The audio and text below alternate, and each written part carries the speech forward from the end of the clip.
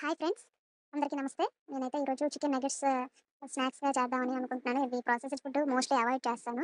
But ఎప్పుడో ఒకసారి తప్పదు అనేటప్పుడు ఇలా తీసుకురావడంతో నేను చేయాల్సొచ్చింది. బట్ మీరైతే డెఫినిట్‌గా ఇలాంటి ప్రాసెస్డ్ ఫుడ్ ఇలాంటివన్నీ తినొద్దు. హెల్త్‌ని పాడు చేసుకోవద్దు.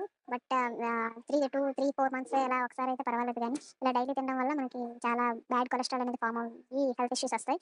సో, నేనైతే ఫస్ట్ అది కట్ చేసుకొని డీప్ ఫ్రైకి ఆయిల్ పెట్టుకొని అందులో కొంచెం వేసి కొంచెం సేపు అయ్యాక తీసేస్తే అయిపోతాయి. ఇది సింపుల్‌గా ఒక 10 మినిట్స్‌లో ప్రాసెస్ ఇది. చూడండి. హ్మ్. తీసుకొని అది ఆయిల్‌లో బాగా మరిగే ఆయిల్‌లో వేయాలి.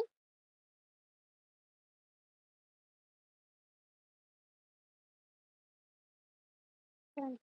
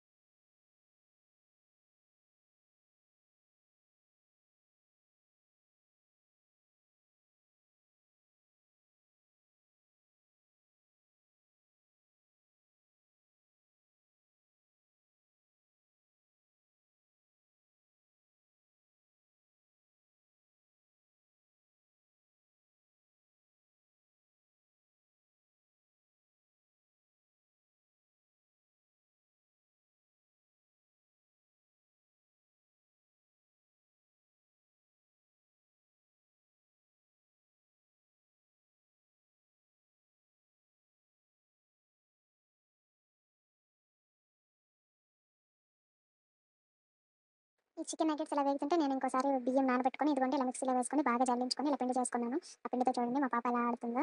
ఆ పిండిని నేను ఇప్పుడైతే పొంగడాలు చేద్దాం అనుకుంటున్నాను. సో, మీకు ఎవరికైనా పొంగడాలు మీకు తెలిస్తే కామెంట్ చేయండి. ఎప్పుడైనా చూసారా? తిన్నారా? అనేది.